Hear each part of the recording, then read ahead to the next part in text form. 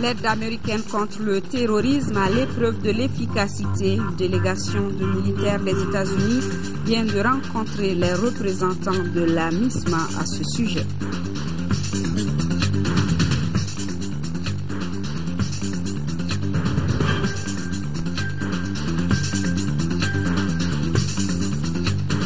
Le FESPACO 2013, c'est du cinéma certes, mais on y évoque aussi le positionnement des programmes des chaînes audiovisuelles du service public. Les projecteurs étaient ce matin sous les directeurs généraux des radios, diffusion et télévision des pays membres du réseau de l'audiovisuel public d'Afrique francophone, RAPAF. Nous sommes mardi 26 février. Bonsoir à tous et bienvenue à cette édition. Le président de la République par intérim a quitté Bamako ce matin pour Abidjan, la capitale économique ivoirienne. Il participera demain au 42e sommet ordinaire de la communauté économique des États de l'Afrique de l'Ouest, CEDEAO. La réunion traitera de la sécurité dans la sous-région marquée par la crise malienne ainsi que la transition bissau-guinéenne. Le renouvellement des instances de l'organisation sera également inscrit à l'ordre du jour. Le professeur Dionkunda Traoré salué ici à son départ par les membres des corps constitués. Et notre envoyé spécial sur place, Tchesra Emmanuel Dambélé, nous signale que le président de la République est bien arrivé à Abidjan.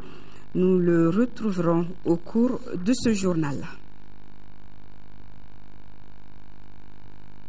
Voilà, le professeur Dionkunda Traoré qui a donc quitté Bamako ce matin pour Abidjan, où il prendra part au 42e sommet ordinaire de la communauté économique des États de l'Afrique de l'Ouest, CEDEAO. Je vous rappelle que le président de la République est déjà à Abidjan où notre envoyé spécial y est également, qui sera Emmanuel Dambélé, que nous retrouverons au cours de cette édition. Une délégation de hauts responsables militaires américains a rencontré ce matin leurs frères d'armes de la MISMA.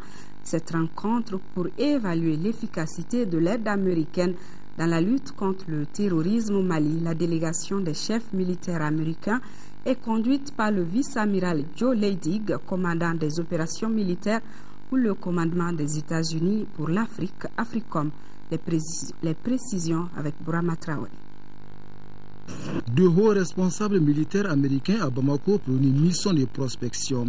Ils ont 72 heures pour s'informer de l'évolution de la situation au Mali. De façon précise, il s'agit d'évaluer l'efficacité de l'aide américaine dans la lutte antiterroriste ainsi que les besoins et les défis à relever.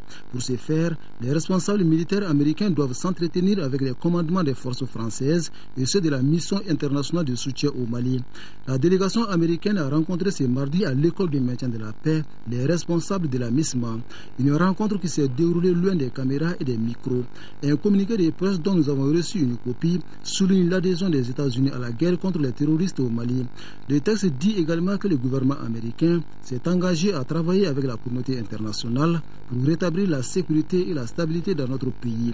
Une volonté qui s'est matérialisée sur le terrain. En effet, des drones américains sont positionnés à Niamey au Niger pour la collecte, la facilitation et le partage des renseignements avec les forces françaises et autres engagés au Mali.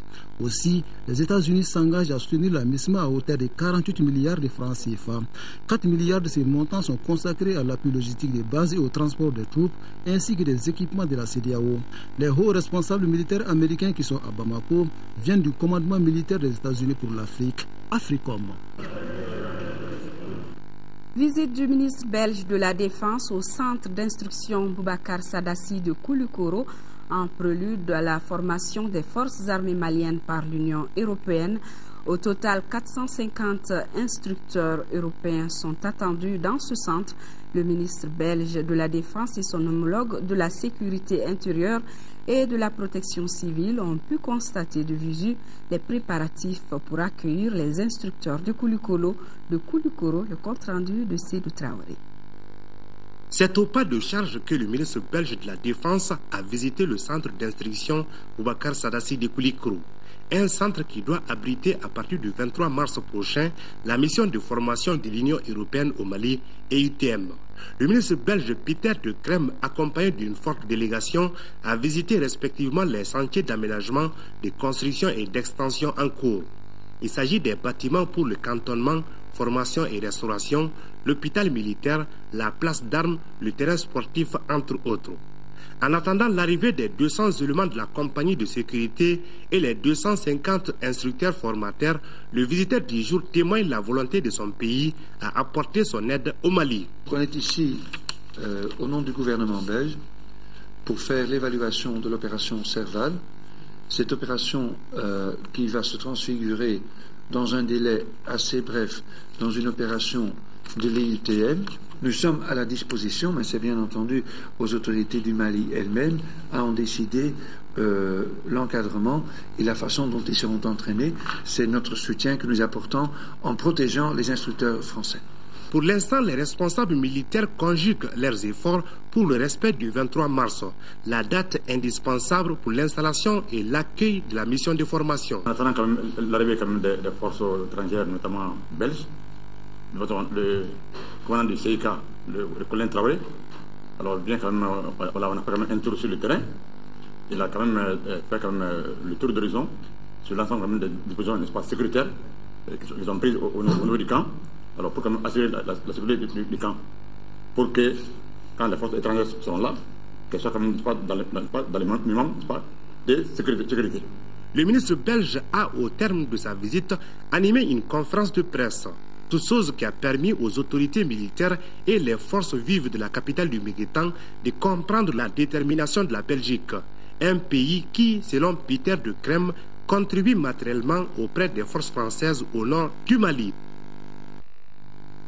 Je vous l'annonçais, le président de la République en Côte d'Ivoire pour prendre part au 42e sommet ordinaire des chefs d'État et de gouvernement de la CEDEAO, un sommet qui va se pencher essentiellement sur la situation au Mali, en Guinée-Bissau et le fonctionnement des institutions de la communauté. Tchessira Emmanuel Dambélé pour plus de détails.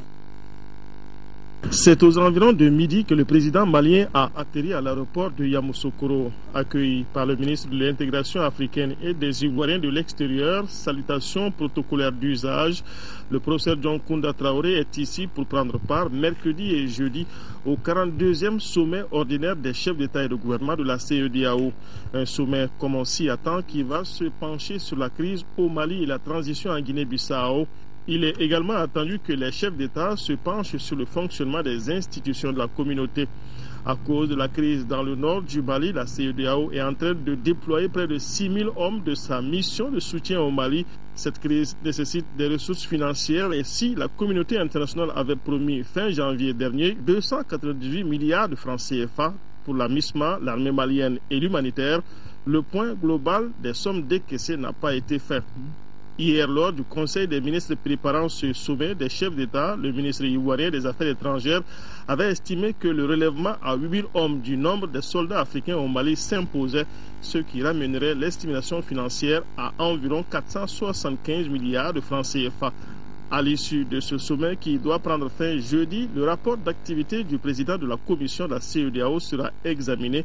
Le président Alassane Dramane Ouattara, qui préside la communauté depuis le 17 février de l'an dernier, pourra se voir confirmé à son poste de président en exercice, comme on le voit généralement à la CEDEAO. Voilà ce 42e sommet qui se tient plutôt à Yamoussoukro et non à Abidjan. Réunion des membres du réseau de l'audiovisuel public d'Afrique francophone RAPAF. En marge du FESPACO 2013, les directeurs généraux des radiodiffusions et télévisions du Niger, du Mali, du Cameroun et du Burkina Faso, en partenariat avec la commission de l'UEMOA, sont les participants à la réunion qui débattent du positionnement des programmes des chaînes audiovisuelles du service public des pays membres du RAPAF. Envoyés spéciaux à Ouaga, Tchédje Kamara et Modibo Soare.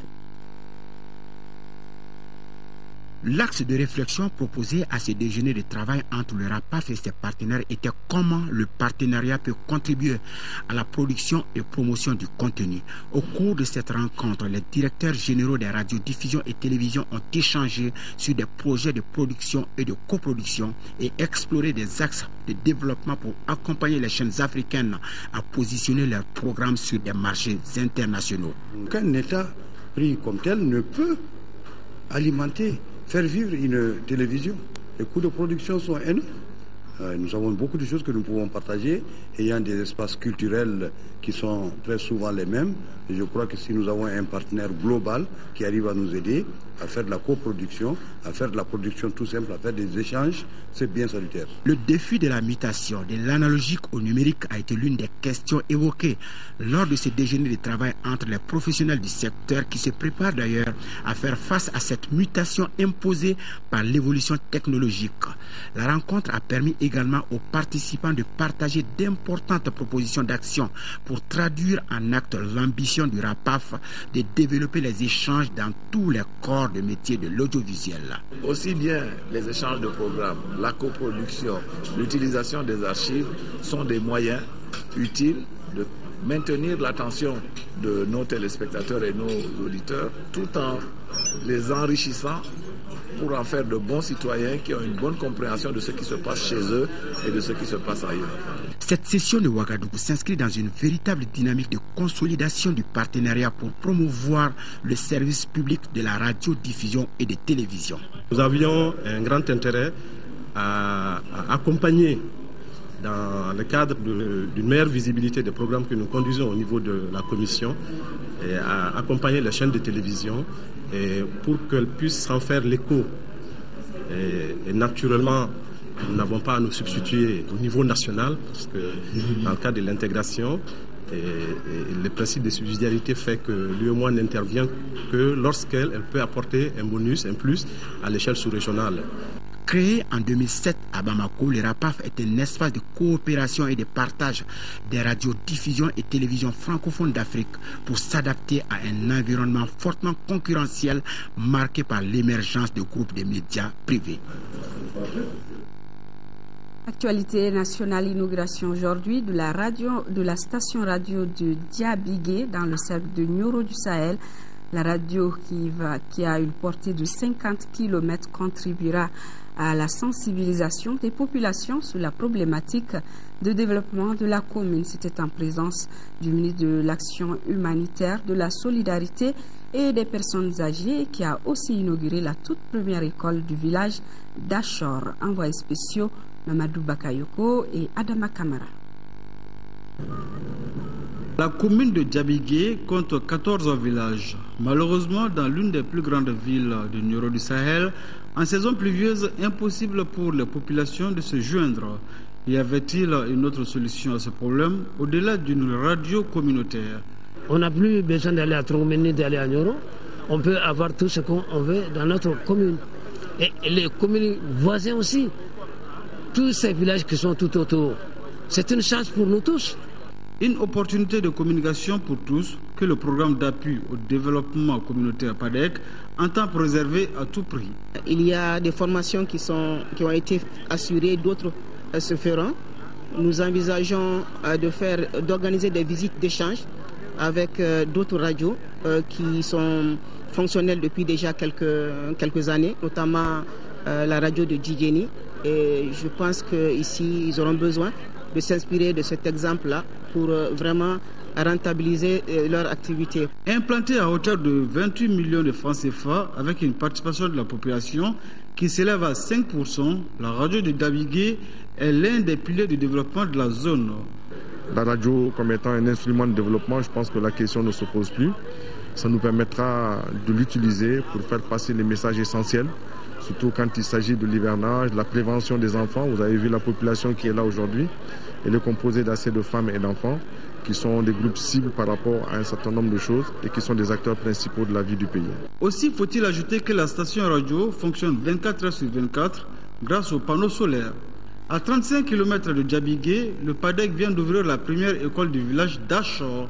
L'école de 3 classes accueille 80 élèves, dont 31 filles, tous en première année. Et toujours à Nioro, remise symbolique de denrées alimentaires aux déplacés de la localité, remise faite par le ministre de l'Action humanitaire, de la solidarité des personnes âgées. Le don est composé de riz et de sucre, de sucre et de moustiquaires. Les déplacés, qui sont tous dans des familles d'accueil, ont salué le geste. Auparavant, le ministre avait rencontré les élus des 16 communes du Nioro du Sahel pour faire le point de l'état d'exécution des projets du programme d'appui au développement communautaire PADEC. Nous restons en première région. Une mission de la CENI conduite par son premier questeur Ousmane Terra a rencontré hier la CENI locale de Caille. Les échanges ont porté sur la reprise du processus électoral, le fichier biométrique et la carte NINA. Pour plus de précision, écoutons Ousmane Terra, premier questeur de la CENI. Il est au micro de Mahamadi Alioubari. Aujourd'hui, nous verrons rassurer en tout cas les membres des CENI locales pour qu'ils puissent se remettre au travail, en tout cas dès maintenant, pour commencer à faire leur mission de supervision et de contrôle en collaboration avec l'administration locale. Ce que nous envisageons pour l'administration territoriale, la délégation générale des élections et la CENI, pour ces élections, c'est quand même deux systèmes qu'on ne connaît pas au Mali. Donc effectivement, tant au niveau des membres des CENI qui bien sûr seront formés et mis à niveau pour ce travail, tant la population aussi doit le savoir et doit aussi se préparer pour.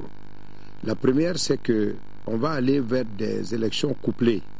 Les gens vont venir voter pour le président de la République et aussi vont voter le même jour pour les députés. Donc c'est ce qu'on appelle le couplage. Donc il faut que les gens sachent cela et qu'ils se préparent en fonction.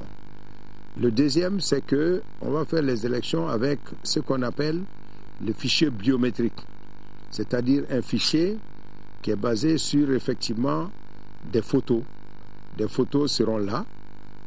Les gens vont voir leurs photos dans les bureaux de vote sur du papier qu'ils vont signer. Et puis ils auront aussi leur papier d'identité, leur carte avec eux. Eh bien, vous avez dû voir, tout le monde a dû voir à la télé qu'il y a une carte NINA qui va venir. Cette carte a les photos, donc ça va permettre de diminuer les fraudes. À Bamako, les différentes organisations de la société civile réunies depuis ce matin au gouvernorat, c'est à la faveur d'un forum de 3 jours qui a pour objet l'harmonisation des positions pour une transition politique réussie. Les initiateurs entendent proposer des amendements à la feuille de route adoptée par l'Assemblée nationale. Youssouf Diakité.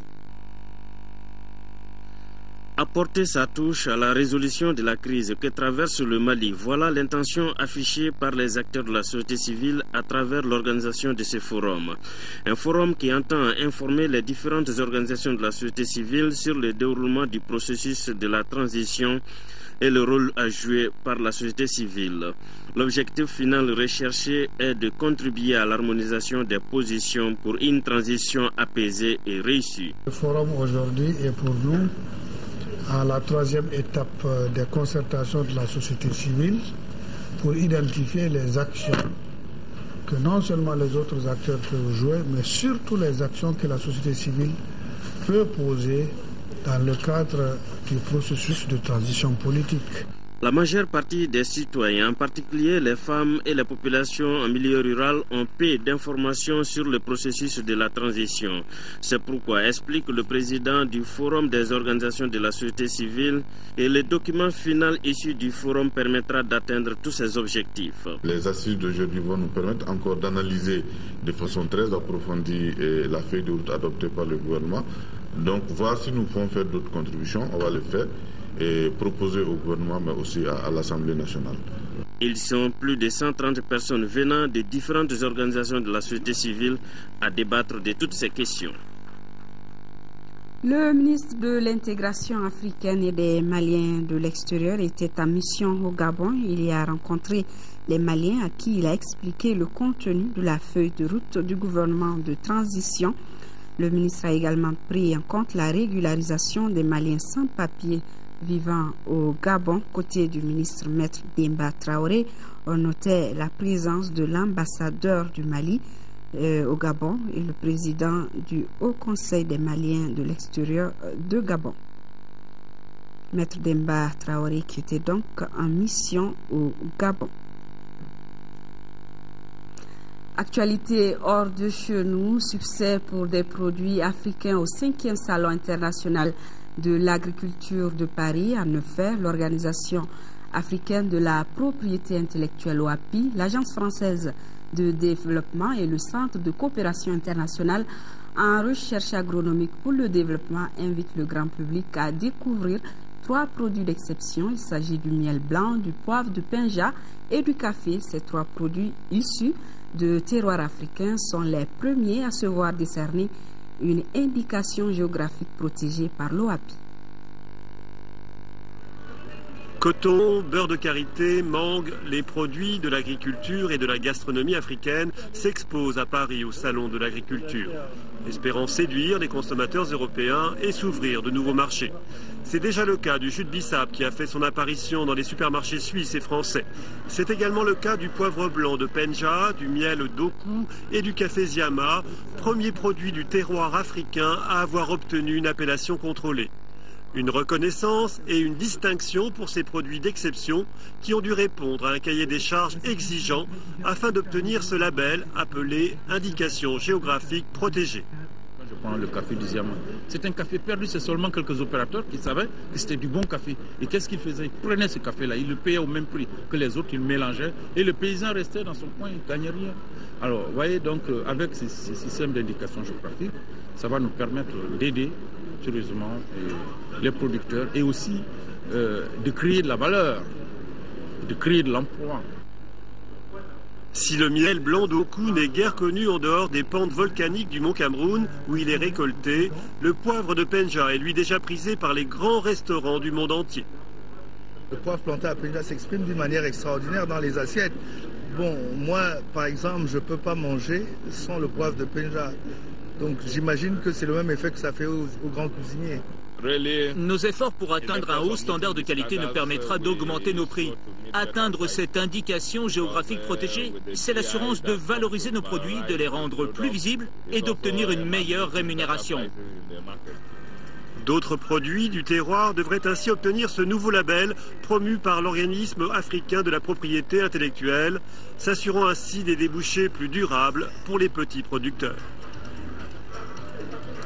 Côté malien, l'Assemblée permanente des chambres d'agriculture du Mali APCAM est présent au Salon de Paris pour ses membres. Cette rencontre est l'endroit idéal pour découvrir des méthodes révolutionnaires dans le domaine agricole. Le président de l'APCAM, Bakary Togola, vient d'ailleurs de conclure un accord avec une société spécialisée dans la production de fruits et légumes en toute saison dans les zones tropicales et désertiques de Paris. Les détails avec Makamfin Konati. Le Salon de l'agriculture de Paris, c'est aussi un trésor de technologie. La société JTS, spécialiste dans la production de fruits et légumes en zone tropicale et en toute saison, vient proposer son expertise à l'APCAM. Ce que je suis venu proposer au président Togola et à l'APCAM et au Mali, c'est de faire un projet pilote visant à promouvoir, à développer, à structurer la production de fruits et légumes au Mali. Ce projet pilote, il consiste à introduire des techniques de culture particulières qui permettent de cultiver, y compris dans les zones désertiques, des légumes toute l'année. Des fruits et légumes au Mali en toute saison, voilà ce dont rêve Bakary Togola. Le président de l'APCAM s'engage pour une période expérimentale. Je pense que le but même du salon, c'est de chercher des bailleurs et des techniciens qui peuvent nous accompagner au Mali. Donc, je suis d'accord qu'on va commencer au Mali. Pour commencer, Bakary Togola a jeté son dévolu sur le gombo et le piment, deux produits dont la commercialisation est déjà garantie en France. Nous sommes toujours dans le domaine agricole. Avec le coton malien, la filière veut se doter d'un véritable programme de développement stratégique Pour une durée de 5 ans avec 700 000 tonnes à l'horizon 2018, les acteurs de la filiale sud sont en conclave à Sikasso pour tracer la voie. Le compte rendu ORTM Sikasso de Sekou Konati. En organisant cette rencontre des acteurs de la filiale sud de la CMDT, les premiers responsables de la compagnie veulent ainsi jeter les bases d'un ambitieux programme de développement stratégique pour l'horizon 2018 où les géants du coton africain veulent atteindre la barre de 700 000 tonnes de coton et 3 millions de tonnes de céréales. Dans un marché mondial de plus en plus concurrentiel, la prise en compte des besoins et des attentes, voire même des exigences des clients, devient plus qu'une impérieuse nécessité. Ceci est d'autant plus important car il constitue la garantie des meilleurs prix de vente de la fibre et la fidélisation des clients. Pour réussir ce challenge, les participants à la rencontre de Sikasso, l'un des plus grands bassins cotonniers du pays, vont se pencher sur les thématiques des axes de développement, le dispositif opérationnel, le développement de la production cotonnière, l'outil industriel et son renforcement et la politique de commercialisation. L'avantage, c'est cadrer ces objectifs pour essayer de chercher des financements. Et en plus de ça aussi, on sait que les revenus des producteurs sont liés uniquement au coton. Est-ce qu'on peut diversifier, trouver d'autres cultures rentables comme le sésame, le soja, arachide ou autre chose pour chercher des débouchés et essayer d'encadrer les paysans par rapport à ça. Une démarche essentielle dans un monde de plus en plus concurrentiel et où la loi du marché est de plus en plus implacable. Le nombre de défis que nous devons relever exige de tous et de chacun la rigueur, la discipline et le travail. La CMDT Sud-SA a besoin aujourd'hui de mobiliser toute son énergie. Les grandes conclusions de la rencontre de Sikasso serviront de contribution de la filiale Sud au forum national prévu dans les jours à venir. Tenu ce matin du 9e Conseil d'orientation du Centre national d'appareillage orthopédique du Mali, CNAOM, les administrateurs ont fait entre autres le point d'exécution du budget 2012 et examiné le projet de budget et les activités 2013. Nous vous signalons au passage que le budget de l'année en cours est estimé en recettes et en dépenses à plus de 585 millions de francs CFA. Le compte rendu avec Ndeye Sissoko. Cette 9e session du Conseil d'orientation se tient dans un contexte particulier compte tenu de la guerre contre le terrorisme que vit notre pays. Une situation qui pourrait avoir des incidences sur le travail du centre. Cette situation sécuritaire que nous déplorons tous va certainement engendrer un surcroît de travail avec les conséquences des exactions subies par certaines personnes, notamment les amputations et la guerre que nous vivons actuellement dans la partie septentrionale du pays. Déjà en 2012, les répercussions de cette crise au niveau du centre ont malheureusement renforcé quelques difficultés d'ordre structurel et ont affecté l'environnement de travail. Ajoutons que le nombre de demandes de prothèses a augmenté depuis début 2013 grâce à la prise en charge de l'assurance maladie obligatoire AMO qui subventionne les prothèses qui vont en général de 120 000 à 300 000 francs CFA. Le budget du centre est estimé en recettes et en dépenses à plus de 585 millions de francs CFA. Des ressources qui serviront à renforcer les infrastructures, la capacité du personnel ou encore à améliorer la qualité des soins en appareillage orthopédique et en rééducation fonctionnelle. Le Centre d'appareillage orthopédique du Mali est un établissement public à caractère scientifique et technique. Sa spécialité, c'est l'appareillage orthopédique, un ensemble de moyens techniques de compensation des déficits moteurs. Il a donc pour mission d'assurer les soins préventifs par le dépistage précoce des différents handicaps, d'identifier et de prendre en charge les besoins des personnes en situation de handicap à travers la rééducation fonctionnelle.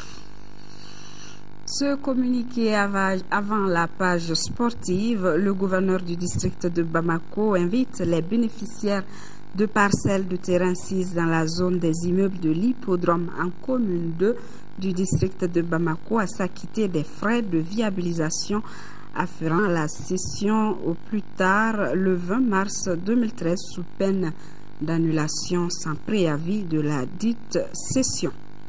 Sport football, la 14e journée du championnat national s'est achevée par la victoire de l'USFAS 1-0 face à la Jeanne d'Arc, mais le fait marquant a été la fin de série noire pour le Djoliba AC qui l'emporte 1-0 devant Lasco, cela après 8 matchs des Rouges sans victoire.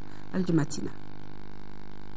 C'est une bouffée d'oxygène pour la formation de Hermakono qui ne s'était plus imposée en championnat national depuis la 5e journée. Chose faite donc pour le Djoliba Athletic Club lors de cette 14e journée.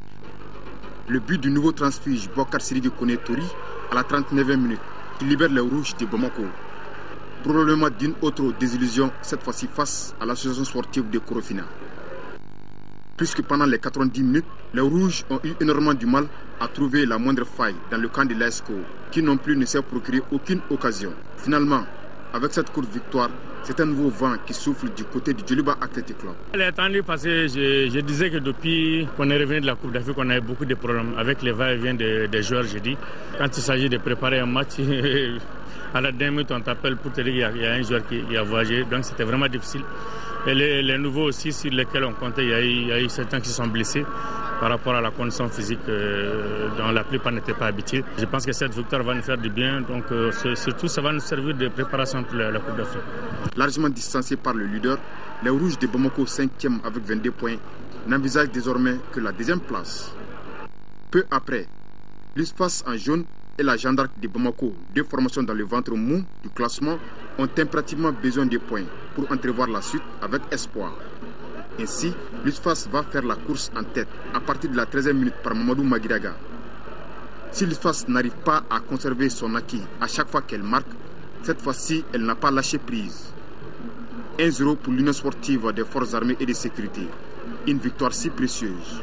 Ce déclic-là va beaucoup nous arranger parce que réellement le début du championnat était très très difficile parce qu'on avait un effectif qui était quand même un peu fatigué, donc on a voulu quand même faire tourner l'effectif avec certains jeunes, donc réellement ça a beaucoup marché et puis il y a certains cadres quand même qui ont eu 2 ou 3 matchs de repos, donc réellement les jeunes qui sont venus vraiment ils ont renforcé l'équipe et on a vu que vraiment ça commence à aller avec l'effectif qu'on a. Malgré cette défaite, la JRS 13e avec 14 points et l'USFAS 14e avec 13 points.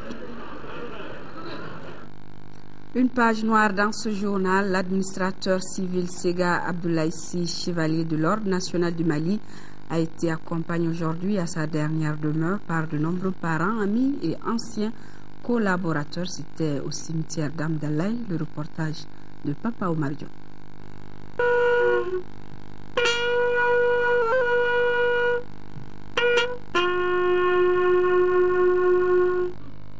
L'administrateur civil de classe exceptionnelle n'est plus. Sega Abdoulaye est né en 1927 à Birou, arrondissement de Gavinane, cercle de Nioro du Sahel.